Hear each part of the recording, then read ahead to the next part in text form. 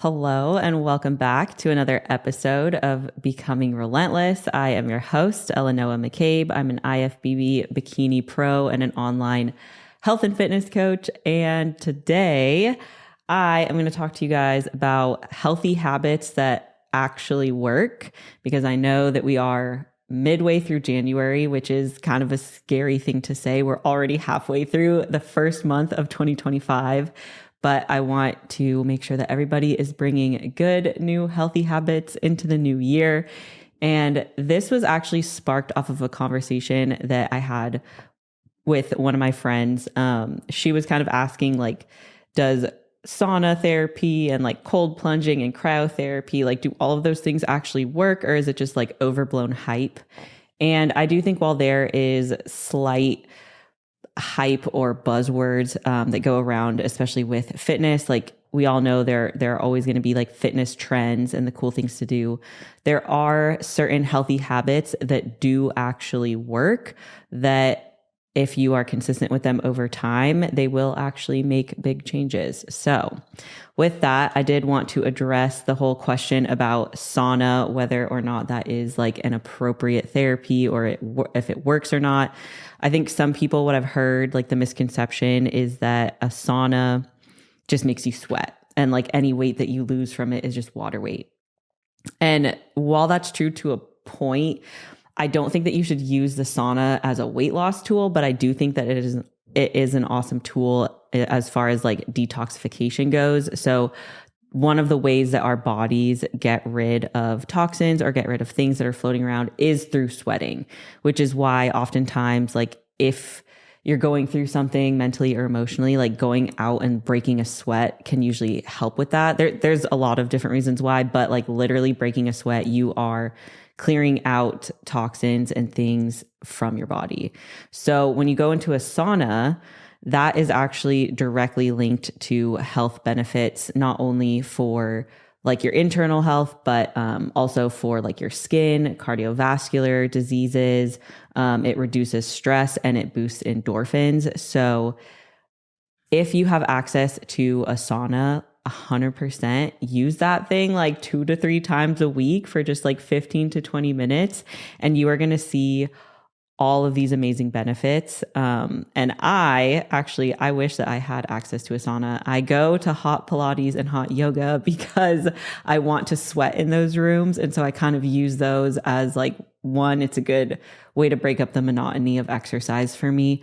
But also I'm kind of like categorizing it in my mind as like, that's my sauna time. So I don't know if that 100% counts because I am doing like fitness activities in the class, but it does help me eliminate the toxins through sweating. It makes me feel really, really good afterwards. And I do notice a difference in my well-being, like after I'm able to do those classes. So if you've been wondering if sauna therapy is legit, it actually is. There is scientific evidence to improved cardiovascular health, as well as like improving recovery and helping your body detox. So then the second point that I wanted to go over, like the second myth, is like the whole diet soda versus regular soda debate, which I don't even really know why that exists, but I did have that conversation with somebody again recently. Most of this podcast is sparked from conversations that I've had recently, so I thought that they would be fun to bring on here. But there are some people who think like diet soda is worse for you than regular soda. And I don't really understand the reasoning. But if I were to try to, I guess you could say like, oh, there's more chemicals in it. But with diet soda, if you're somebody who's been drinking like regular soda for a long time, or you have a sweet tooth, or it's like part of your lifestyle, it's part of your habit, it's something that you just like do without really thinking, diet soda is a really great alternative for you, because regular soda, a can has like 60 grams of sugar in it. That, like, if you think about that, that's like, this could hold 60 grams of sugar. So you're drinking that in like one drink, and it's just going to absolutely destroy any hope that you have of like living like a fit lifestyle. 60 grams of sugar in one sitting. Like, no, and it's in a drink. Not only are you not going to feel satisfied, you're going to still feel hungry. Your blood sugar is going to be spiked. All of these things happen. So the alternative to that would be reaching for diet soda. I think the goal for everybody should be like moderation. And I'm not saying that there's anything wrong with having like a Coke here and there, but for a lot of people, it is something that you have every day, or it's like very much a normal part of your life. And so if you're trying to cut that out, if you're trying to find a way to cut calories, get healthier, lose weight, any of those things, then diet soda is going to be the best bet for you. Because it can help you satisfy your cravings without actually adding calories. And so if you are on like a diet, it can help you stay within that like restriction. I would also say, like, as far as research goes, there's no long-term health effects that have been found from drinking diet soda. And so as long as you're not chugging like a case of diet soda a day, I think that the risk reward, like the benefits to switching to diet soda from regular soda, are just so much better. The other question that I got more recently was about steps. So there's like a misconception. Well, one, there's a misconception about like your daily steps and your cardio. Personally, I have those as like two separate variables for most people, because cardio is actually supposed to be hard. Like, it's something that's supposed to challenge you. It's a way that you can train your heart. Again, it's a way that you can break a sweat. And like most people going for a walk, that isn't cardiovascular activity. It depends like person to person, but your step count and your cardio are separate variables, like in my mind, in my opinion. So if you're my athlete, you know, I always tell you, we track those separate. The reason being is because your steps are actually serving as NEAT, which is non-exercise activity thermogenesis. And that just means how much you move and fidget throughout the day. So for example, if you're in a diet and you don't have a lot of available energy and you're trying to lose weight, your body's really smart. Your body's going to adapt to that and try to conserve as much energy as possible. And so that means that you're going to fidget less. You're going to not get up and walk around as much. And your overall activity throughout the day is going to naturally biologically decrease because your body's trying to save you. It's trying to stay in homeostasis. So why we track steps is because as you're going through this diet phase, if you were to not track steps, you would most likely go from doing like 10,000 a day to 7,000 a day to 3,000 a day, because your body is just naturally trying to keep you from starving or dying. Really, that's what it thinks, even though it's being dramatic. Okay, we're just trying to lose a little body fat. But the reason why I track that separate from cardio is because you don't even notice it. So like when you're dieting, you're really tired, you're really hungry, you're not walking as much. You honestly aren't as animated. Like if you go back and watch some of my previous podcasts when I was in prep, my body language is so different. I would just sit there and like I couldn't even move my hands. And like I naturally talk with my hands. That's my body's way of conserving energy. And it happens in those small ways. So to combat that, to stay consistent over time, you count your steps. And the reason why I keep those separate is because actually having like a consistent amount of high steps per day is also linked to a lot of health benefits. People who walk 7,000 steps per day or more have a 50% lower risk of mortality compared to those who walk less than 7,000 a day. So if currently right now where you're at, your daily steps are 3,000 to 4,000, if you were to double that and hit 7,000 per day, you are cutting your risk of dying early in half by 50% just from walking a little bit more. Another study has suggested that 8,000 steps per day is enough for most health benefits. I know that the magic number on social media and what everybody does is 10K. And I think it's just because it's fun to say 10K, but truly 8,000 steps are enough for you to get the most health benefits. And when I say health benefits, I mean your cardiovascular health. Going for walks will lower your blood pressure, lower your cholesterol. It's going to reduce your anxiety. It can boost your mental well-being. It actually does help with regulating your blood sugar, which then will help with weight management. So a lot of the time, if I see athletes who have a consistently high fasted blood glucose, or their blood glucose seems to spike after certain meals or after carb-heavy meals, your best bet is honestly go for a walk. like eat your big meal and then go for a 5 to 10 minute walk. Nothing crazy. Like you don't want to be like panting and like shifting your state from rest and digest into like fight or flight. Like you don't want to be in a upregulated state, but just going for a nice simple walk after meals, it's going to help your digestion. It's going to help with that blood sugar spike. And so you're not going to get cravings. You're not going to feel unstable and shaky throughout the day. You're going to have a much more steady flow. The other thing is if you struggle with getting your steps in through the day, I know that it's kind of annoying and frustrating, but I always tell people to be inefficient. And I think we're naturally built to try and be as efficient as possible. But if you're trying to get steps in and you're trying to do it in a way that doesn't require you staying up late at night, going for walks around your apartment or whatever, you can add it in throughout the day by being inefficient. So what I mean by that is like park farther away from your work building. When you're at work, this is what I do. I will walk to the furthest bathroom, or I will walk down the stairs to the first floor and go to the bathroom on the first floor and then walk all the way back up the stairs back to my desk on the fourth floor. And you might be thinking that's super extra and dramatic, but like I'm trying to get my steps in because I don't want it to be 9 p.m. and I only have 3,000 steps for the day. Okay. I'm trying to live a long life. So that means taking little 5 to 10 minute bathroom breaks where I walk. I'll also like do it throughout the day. So like lunch break, I try to get some steps. At the gym, in between your sets, you don't just have to like stay by the machine. You know, your water bottle and your phone, they're a nice guard. Put that up, go pace around the gym, get some steps, get yourself reset for your next lift, and then you're good to go. So there are definitely a lot of different ways to get those steps in. And like, if there's anything that you take away from this, it's like 7,000 steps per day is a great place to start. I'm an overachiever. I always think you should reach for the stars. I think 10,000 steps a day, it sounds cool and is cool, but truly 7,000 a day isn't that hard to manage if you're a little bit more intentional and thoughtful about it and you spread it out throughout your day. So the next, I guess we'll call these myths, like the next myth or misconception that I wanted to talk about was surrounding sleep, because I think there's a little bit of confusion around like quality versus quantity.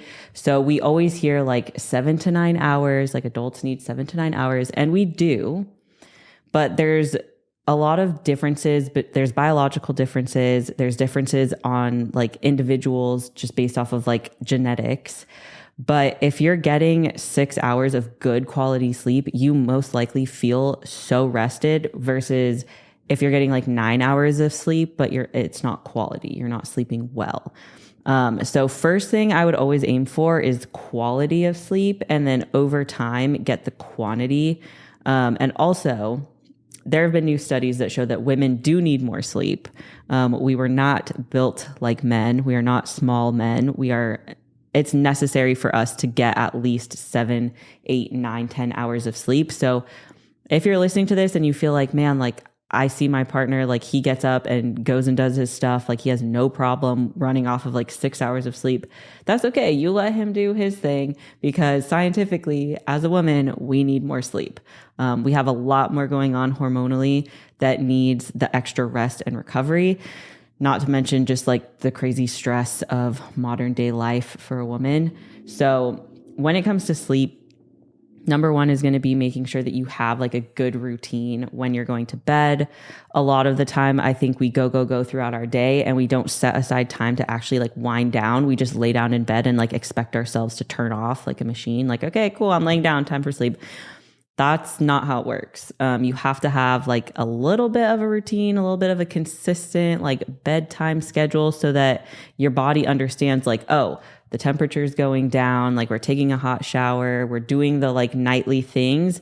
I can start to relax and wind down. And something that I've actually had a conversation about Tuesday, I think it was, we were all at dinner and we were talking and somebody was saying how he was really struggling with his sleep. And I was like, well, do you ever journal? Because he was talking about how his thoughts keep him up at night. And I was like, well, have you ever just like written them down and like tried to get them out of your head?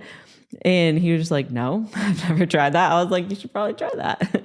So if you struggle with like laying down in bed after a long day with ruminating thoughts, with like just the same things replaying over and over in your head, dude, write them down, get them out of your head onto paper in some sort of organized, like it doesn't even have to be like it doesn't have to make sense, right, to anybody else but you. If it's not full stop, like it doesn't have to be full sentences. It doesn't have to be paragraphs. You don't have to identify every single little component of every thought or feeling or whatever. You just have to get it out of your head onto paper. And then from there, you can start to work through, okay, what am I actually worried about, or what am I actually ruminating on? And it'll give you a clearer sense. Like it'll just give you clarity and like, okay, this is why I'm thinking what I'm thinking, and here's how I can address it. And then when you do finally lay down and get ready to sleep, it's not just like replaying in your head. The other thing that I actually learned most recently, so this is kind of like a random fun fact, but melatonin. So some people, and you know this, like some people are morning people, some people are nighttime people. If you are a morning person, you probably should not be using melatonin for long stretches of time in high dosages. The reason being, your circadian rhythm is already adjusted to waking up early in the morning. So your cortisol patterning is already kind of set. It's set you up for success. Now, if you're a morning person and you've recently been struggling with waking up in the middle of the night, and being wide awake and not being able to go back to sleep, I would make sure that you're not taking any sort of supplement before bed that has melatonin in it. Because number one, if you're taking melatonin for a long period of time, the effectiveness starts to wear off. And it actually does the opposite, where it doesn't help you get to sleep, it wakes you up. And then two, not only is it like the dosage, it's the duration. I think I just talked about the duration. So the dosage, we don't really need anything higher than 5 milligrams. Like 5 milligrams should be the maximum that you're taking. So when it comes to sleep, like if you've just been popping melatonin every night and you're wondering why your sleep's not getting any better, I would actually try tapering off of it and try something different, like something a little bit more naturally occurring, like magnesium glycinate or L-theanine. That is actually going to help support your body getting it into a calm state, but not necessarily is responsible for like putting you to sleep. So with that, the other thing that I would suggest with sleeping is like creating a consistent schedule. And I know that like sometimes for shift workers or for people with like different circumstances, it is hard to like set a schedule. But if you can maintain a consistent like sleep and wake up time, that just makes it easier for your body to adjust. And then you will start to get that quality sleep when your body knows, okay, this is the time that we always go to bed. This is the time that we always get up. So those were the 4 things that I had to talk about today. As for like, to summarize it all, like these are healthy habits that are actually going to serve you and that I think you should actually take with you. So if you have access to a sauna or a steam room or something like that, steam room's not as effective. Like a dry sauna is the best. 2 to 3 sessions, 15 minutes a week, and you're going to see the most benefit. Like you really don't need to be in there every single day for long stretches of time, 2 to 3 times, 15 to 20 minutes. And that will absolutely help with both mental and physical health. And then diet soda instead of regular soda. Don't believe like the crazy fear mongering around like diet soda. It's not bad for you. Like drinking a regular can of Coke is not going to be better for you than drinking a Diet Coke. I can almost promise you that. If you're looking for a way to get more movement in or to improve your health without like full on 100%, becoming a gym rat, count your steps. Start counting your steps, have that as your NEAT, and then add in some cardio. They're separate, but that will also serve you very well in terms of health. And then sleep. Sleep is something that everybody really, like, they know the importance of, but I just feel like it doesn't get prioritized as heavily. And so if there is one thing that you do this year to make a big difference in the rest of your life, I would suggest it being focusing on getting good quality sleep, because that resting, recovering, letting your brain and your body like actually fully rest, and your brain when you're sleeping that's the time when it takes everything from your day and starts to like process it and put it into memory and everything. Like it is going to help regulate your stress hormones. It's going to help regulate your hunger hormones. It's going to regulate your endocrine system. Like everything is very tied into sleep. So if that is something that could be improved, that is where I would start. Anyways, thank you guys as always for joining me. I love chatting with you. If you like this episode, please like, share it, and subscribe. If you ever have any questions, you can reach out to me. My DMs are always open, but until next week, stay relentless.